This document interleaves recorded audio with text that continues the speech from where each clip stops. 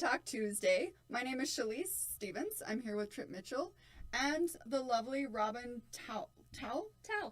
All right, I said it Wait.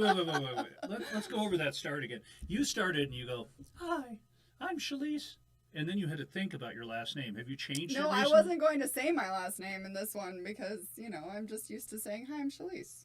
Oh, okay. So you knew your last name. I did. Okay. And I've been hanging out with you all morning. My brain is a little bit fried. So Robin, we did something cool. We do a boxing TV show / podcast with the best boxing TV guy in the world, Al Bernstein. And so Shalise has taken on a position with our company where she's helping market the show. So we actually did it. And Al is a little older than me, and he's even worse at social media than I am. So we had a joke. So we did Facebook Live. We broadcast our show live today. And I was joking in the beginning of the show that Al and I are available for anyone to help do digital marketing. But it's funny how old people just are not up on that stuff. And I put myself in that category. That's why we have children, right? That's what, how good are you at that stuff? Pretty good. Do you still go to your kids for help? No. Oh, then you are on top of things. Yeah. So you are Mrs. Utah Universal. No, neither of those things. You are Mrs. what? And you're giving me crap? God, did I blow that? Okay, give me your title. I'm Mrs. International. Mrs. International. Yes. That is a big deal. You're on top of the planet. For another 3 weeks. Yes. We're in rarefied air. I'm glad I got her title right. Right. Let's do me a favor. Utah University. I'm not supposed to mention any other pageant system in my interviews, but luckily for you, that's not one of them. Okay, well, thank God. So don't release the show for 3 weeks, so I'll be correct. And then I'm wrong, okay? Okay. So I'm thinking here, and we're taping this show on the 6th of July, okay, that we don't know what's going to happen in a couple weeks, so maybe they'll push the pageant off, so you might be Mrs. We're not allowed to think that way. You're not? No. Positive it's vibes. It's going forward. We're right. having a Exactly. pageant. So my sister-in-law, she's a teacher, and yesterday she dropped my daughter off. They had a sleepover for the first time since all this happened, and we were talking about the kids not going back to school, and she said something, and I was like, "You shut your mouth." We're not going there. She's like, "You should probably just mentally prepare." I'm like, "I just did a survey. I just took a survey, and the school system was like, 'What do you want?' And I was like, 'Go back to school.'" This is my 20th year of homeschooling. Wow. And my daughter wants to go to school, and I'm like, this is not the year. You have done homeschooling for 20 years? All right, this is what we need to talk about on this show, because how do you do it? Well, I don't know if you know my story, but like about 4 years ago, I sort of had a breakthrough. Okay. That was because of homeschool, basically. It literally snapped me. So it's hard. Yeah. It's hard. It's I wouldn't take the time back with my children that I've had. I have a 25-year-old, 23-year-old, a 20-year-old, a 15-year-old, a 12-year-old, and a 10-year-old. Wow. And so I have about 8 more years if I'm going to homeschool all the way through. So I have a 12-year-old and an 8-year-old. My 12-year-old daughter, she's awesome. She's even doing a prep school right now. She's at home doing that, and they're doing it via Zoom and all that stuff, and she applied for this. Wow. And she loves it, and she's super self-managed. Homeschool I don't have dream. to. Yeah, she totally is. My son makes up for it. He's like, I wouldn't mind going back to homeschool, but I don't think Mom can handle it. I was like, if you wouldn't be such a wonderful challenge. So what's the biggest problem with your son on homeschooling? Well, and we only have 20 some odd minutes left in the show, so you might want to just highlight. No, he is just super active. He's a total stereotypical 8-year-old wild boy, and just him and Mom trying to get him to do something was super hard. I have 4 boys, so my first 4 were boys, and basically I'd sit and read to them for hours while they wrestled or played Legos. That's basically a lot of how I got information in them, but I feel like they turned out pretty good. I have one that graduated in accounting, one that's going to I need accounting tutor. One is going to go. Utah One State. got a scholarship to one of the coolest law schools in the country, to be an entertainment lawyer. Who did? Is that? That's not my kids. God. On this show, You know what's really funny? I Trip had was like, Trip goes, "Did you do your research on Robin?" And I was like, "No, you invited her this time. Like, I don't." And I said, "I'm You guys excited know to learn." nothing about I me. said, "I'm excited to learn about her on the show." And then I went and did some research because he acted like well, I he know was you doing. have 6 kids. I know. Wow, but that I have someone that I've been dealing with that I need to be more proud of, because her son is going to one of the top law schools in the country, full scholarship to do entertainment law. Yes. You don't know who that friend is. No, I've completely lost. You might need them. Maybe criminal law after this. So let's go over you for a second, Yeah. since I've totally botched this. I don't know your pageant. I don't know much about your kids. Okay. How did you get to this seat right now? You ask me. Okay, that was, and you said yes. That is the most important thing that a great guest can do. Well, my journey started with my child. When my boys hit high school, they would go halftime, like A day, B day. They would go A day, and our local high school had 8 suicides in a 2-year period. And my son became depressed, and he had anxiety, and then became depressed. And I put a lot of pressure on him. I wanted him to achieve. I wanted him to get into college. I wanted him to do all these things that, set the bar high and have him reach these things. And the more he was going the other way. And so I would put more pressure. I took his phone away. I grounded him, and he just got worse and worse and wouldn't do his work. He was basically self-medicating with like Netflix and Kool-Aid and Reese's Cups, which at the time didn't feel like a blessing, but considering it could have been drugs, it was a huge blessing. Yeah. An amazing blessing. And so you can't always see the blessings in your trials when you're going through them.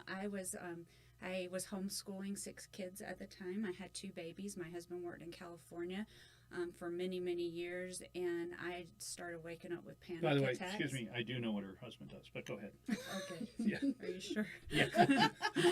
He works at UTA. I know all this. No, he develops water parks and water-themed attractions. More or less. Yeah. Hey, I got one right. He builds lakes, so more of like large community lakes and fountains and things like that. So pretty close for me. That was a lot closer than the lawyer and my son, who's going for probably veterinary school. Okay, I'm missed by this much, but I'm sorry for interrupting. Thank you. I'm just picking on you. Okay. So, I just I started waking up with panic attacks at 3 a.m. I was afraid to go check on him. I didn't know, and I had lost many people around me that I cared about to suicide, and knew, how they had taken their lives and things. And so all of these terrible thoughts were always in my mind, and I just was so worried about him. And so basically, I think I just finally realized it's all about love. You just love people, and that love will help them get themselves through. You can't do anything to motivate someone to change or motivate someone to get better, but you can love them. And as I just changed my my approach to handling what he was going through, took all the pressure off. At that point, I didn't care what he did. I just wanted him to live and be happy, So that was the start of this whole journey for me. And then, but still, there was a lot of PTSD that I didn't realize that I had experienced from that. And, I lived my life not always for myself. I wanted to fit in everyone's box. I wanted to be what every person wanted me to be. I wanted to be the daughter my parents or my mom wanted me to be, and that was even different what my dad wanted. I wanted to be the wife my husband wanted me to be, the neighbor, the friend, the mom, and I felt like I wasn't measuring up for anyone. Like I could not, there was no way I could carry all those hats and be everything to everyone.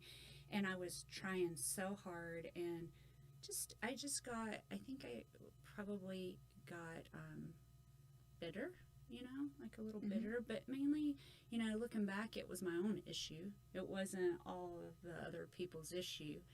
They may not even wanted me to be what I thought they wanted me to be. But it sort of like sent me into a downward spiral for a little bit where I just didn't care. I'm just, I got to a point where I don't care. And then I found myself, so it was beautiful. Like I found my voice, I found my passions, I found myself again, who I was. And I learned to be kind to myself, to give myself some grace. And, looking back, I would look at all the things I did to try and be what everybody wanted me to be. I was like, what was I so hard on myself? I was a good person, And so I just got tired of trying to fit in the box. Interestingly enough, Shalise went through the same thing after she lost a child. And the 20th anniversary was 2 weeks ago. 16th anniversary. 16th, excuse me. And so he would have been 20. And you had to go through the same process. Talk about that a little bit. Well, yeah, I mean, I was only 25 years old, and I had a 4.5-year-old, and ironically enough, he drowned at a water park. And I was a single mom at the time, and like the struggle of being a mom and being a single mom and trying to like be the best I could be, but having no clue how to do it. And then once he passed, like I went through my own journey too, and I totally went the opposite way, and but then had to really start building myself up as well. And so that's where I've gotten to where I am too now because of that. And I think that people that get into the best places are the people that have suffered and have to find themselves again. So I love that you've shared that, and that I want to know more about you as well, and like what made you want to get into pageants and everything. I'm assuming that this all sparked that like the next level. So well, I grew up in the South, so pageants are sort of ingrained in you. People do them, and I had probably done a few in high school and 2 in college, and then got married and had my family and focused on my children. But in the back of my mind, I had always thought maybe one day I might want to be a Mrs., and do that. And I'd heard a friend of mine, her and her mom had been the Miss and Mrs., like it was a mother-daughter pageant or something. I thought, oh, that's so cool. I might want to do something like that. And then as I started having children and, getting out of shape and wore my yoga pants all day, and I lost my voice, I got to the point that dream just sort of went away. But I think God knew, what was in my heart. And not just to be in a pageant, but, I always... So when I was growing up, I didn't win. I was always like a first runner-up, second runner-up, but I never won a pageant. You and I have that in common. And to come, yes, I could see that. Yeah. And to come in at my age, because, in some pageants, there have been girls 20, 21, 24 years old. To come in at my age and have the success that I've had has been sort of unheard, miraculous, really. And I think, I like to think of it, or I do think of it like, God had a purpose for me, and he put that desire in my heart young because he knew that I had something to do with it. And I would have never, when I was younger, I wasn't prepared. I didn't have this passion. I hadn't been through this ordeal, to share it with someone. But, I think it was always sort of in the back of my mind. And then when I had my little breakthrough, I started acting. And the thing that was interesting is I took acting classes from your brother-in-law, Jim. Oh, really? Yeah. And I had a really hard time, like, even slating. Like, to slate, I felt so uncomfortable. Like, I would say... Explain to our audience what slating is. Just saying your name and what agency you're with. So I couldn't even do that. Like, I had lost my voice so much that So what year was that? awkward for me. Probably about 4 years ago. Okay. 5 years ago. Is that your brother-in-law or your ex-husband? My ex is my ex-brother-in-law, but he's like one of my best friends in the whole world still to this day. You were doing your research. He's an amazing teacher. Yeah. Very, very good. Yeah. Like one of the smartest teachers I've been to. He's very good. And he helped me, like he was part of my journey that helped me get my voice back and move forward. Awesome. Yeah. Yeah, I love, so his brother Dave, that's my ex-husband, and who's been a guest on the show. Yes, I haven't seen that one either. he was I don't actually think we posted that because it was right before everything happened, and anyway. It was probably my best show. I got 9 or 10 things out of the 34 things I said right. I mean, really, it was a high percentage for me. That was Great but co-host. I am on top, except for God is in the details. I'm an atheist.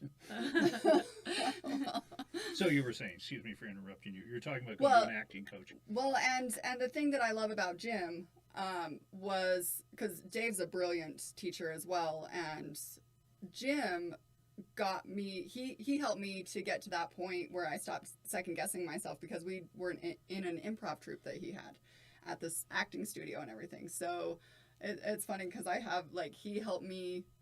He's also part of your journey too. Oh, for sure. I mean, and to this day, love you, Jim. Yeah, he's a great guy. Yeah. We're going to take a short break. When we come back, I'm actually going to get the next thing I say right. Maybe. We'll be right back.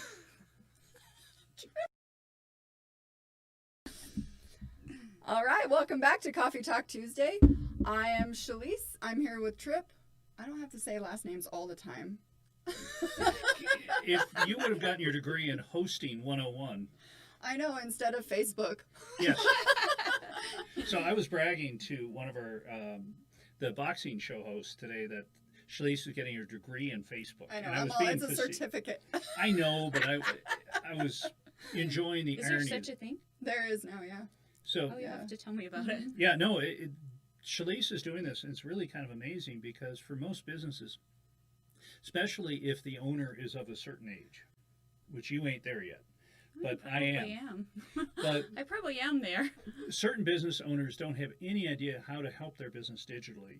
They might come from a world where you run ads on the news, on TV, you do radio, you do television, or do the print, do the local newspaper. All those have changed amazingly. And now to have someone like Shalise be able to come in and help you out is amazing. And I'm very proud of you for getting your certificate. Oh, well, thank you. And you're helping us with some stuff. Yeah. I'm going to school for business and marketing, and this is a new thing, and actually only a handful of places in America offer it right now. So Salt Lake Community College is offering this certificate, and I'm like, I've got to do it. Awesome. That's awesome. So, yeah. Yeah, I've had girls tell me that certain things, I'll have to tell you about it, that they've done for Instagram where they've taken certain classes on how to do things to promote. Yep. Yeah, it's a little bit more intense because it covers, it's not just for Facebook. It's like they talk about Google Analytics and all kinds of different things, emailing, blogging, all that stuff, which I love and I do anyway. So just to be able to, no, it's awesome. Yeah. There's 6 different classes, so it's like a whole. It's a big deal. If they had degree programs in Facebook when I was in school, I would have done equally as poorly. So again, the details were. I was really good Monday through Thursday. That was kind of those best 4 days. If there was a test on Friday, not so good. I have some kids like that. Okay. So you mentioned in the break that you have a nonprofit. Yes. Tell me about that. Tell us about that. So the Wolf Pact. Yeah, it's called the Wolf Pact, P-A-C-T. And the name came from the story of the 2 wolves, which was meaningful to my son when he was struggling. Do you know that story? Go ahead and tell it again. I've heard it, but... Okay. Well, it's just I have a war going on inside of me. Native American chief tells his grandson, I have a war going on inside of me. All people do. They're 2 wolves fighting. One is greed and envy, self-loathing. The other is kindness, resilience, love. And the grandson asks his grandfather which will win, and he tells him the one that you feed. Yep, and I love that so much. When we had lots of suicides, they started asking the kids not to dress up, and that bothered me because I'm like, these kids didn't feel like they belonged before. They deserve to be remembered, you know? And I thought, why? I just started thinking, why? Why is there contagion, you know? And for me, the answer that I felt was that when we are exposed to suicide, there becomes a seed that's implanted in us, and that is of curiosity, of questioning, what if this happened to me? How would people feel? Would I be better off? You know, I mean, if the more you feed that seed, the more that seed will grow. Yeah. And so basically the Wolf Pact is based on positive affirmation and changing your mindset. It has a different subject each month, but like core values, mindfulness, positive affirmations, self-care, those kinds of things to help our youth. And basically it helps everyone. It honestly is probably the way that I was able to achieve what I achieved because of what I was working on. I was more working on myself and what's going on inside of me to help other people. But as I was doing that, I was becoming healthier and healthier and healthier. Mm-hmm. So by the time that I competed at Mrs. International, I was really like in the best emotional place that I had been in a very long time. So talk about positive self-talk. How important is that? Oh, it's huge because, you know, well, first of all, negativity travels in our brain. It's highly reinforced in our brain. So as you think negative thoughts, they're going to be reinforced more and more and more by your brain. It's an easy neural pathway to create. So that is just a downward spiral, as we know. But if you can change that to positive thoughts and replace those negative thoughts with positive thoughts, and always when you catch yourself speaking negatively to yourself, think how you can reword it, you know, in a positive light. And as you do that, you will start to see your whole paradigm shift. Yeah. Because people want to be around, and Shalise, you're this way. That's why we like having you here. Is people who are fun to be around and positive make all the difference in the world. And we've all had friends like this, the sad sacks, who are just down on their luck, and you get them on the phone and you just hear negative crap. And those calls are the ones that don't get returned very soon. Or you return them when you're got a meeting in 10 minutes. So, you know, you've called them back, but I've got to get off the phone. You know, and negative people just... Well, and I think we have to be careful, too, because usually we throw our negative stuff on the people we love the most. Oh, yeah. Because they're the ones that will listen, that care, you know.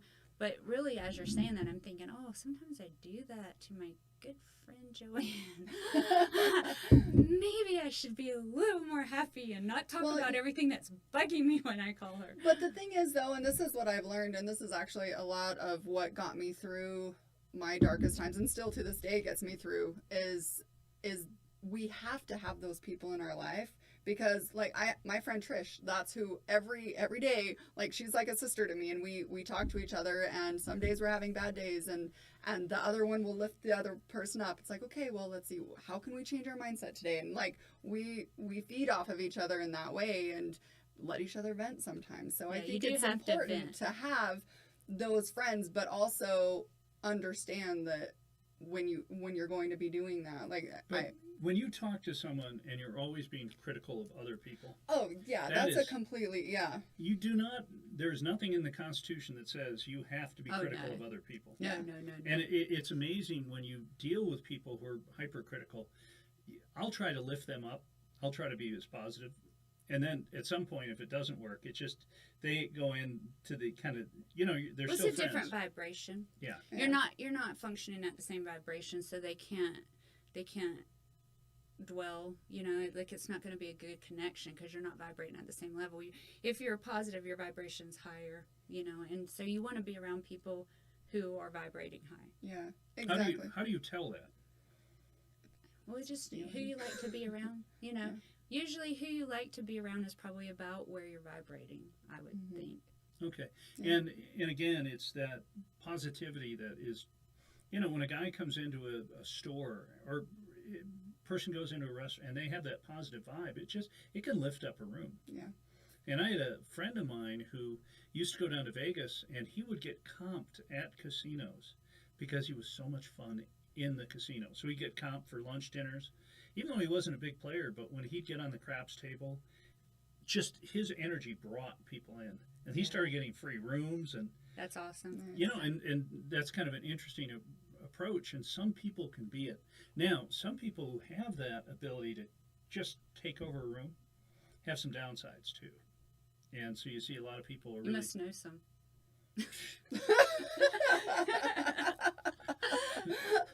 quite a few. I think Welcome to the world of everyone has. broadcasting has more crazy people per square inch than any other business that I've been in. Well, and probably a lot of like the entertainment business Yeah, I is was gonna say. just in fact that we're working with more emotional people.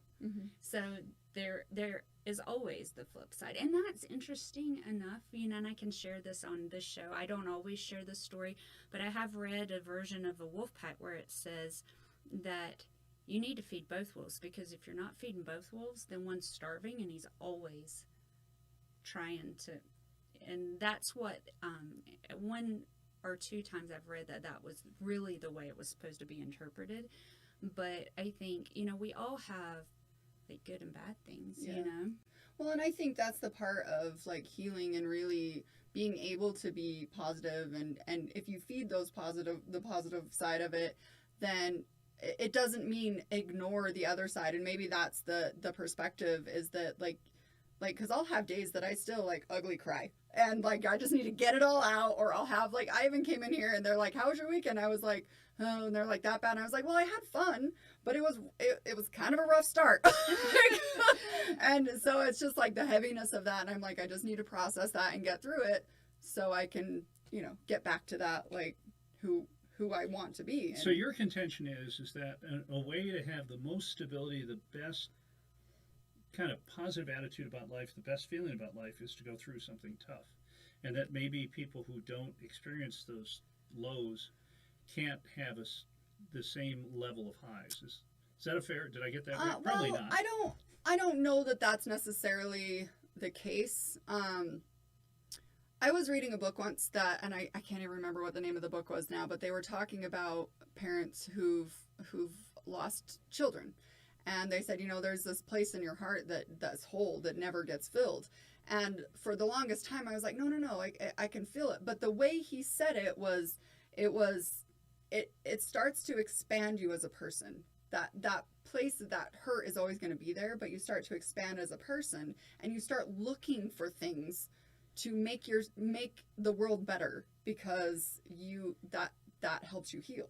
And so I think that when you go through, and I think probably 99% of people go through something really horrible, whether your horrible is the same as mine or mine is the same as yours. Like, it's still our version of horrible, and we have to get through it. We have to figure it out. And it's all you know. If you do, if you don't know the level of horrible that you've been through, you're feeling your level of horrible is about as bad as you ever want it to be, Yeah, and it doesn't make it any less than, but it's what you do with that, and how you move to the next level, and what you want. I mean, you can sit there and drink yourself to death, I mean, my story with me, like I got into drugs for a little bit of time, and like that's how I coped.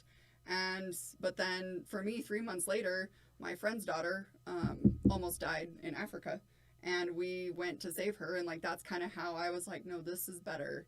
This is the place I need to be. Well, it was really filling the hole. It wasn't just masking it. The Yeah, pain. exactly. It was actually trying to help. Well, maybe not fill the hole, but let something grow out of it. Exactly. And that's a beautiful thing too. And that's what I like to think of. And I mean, there's always going to be days that,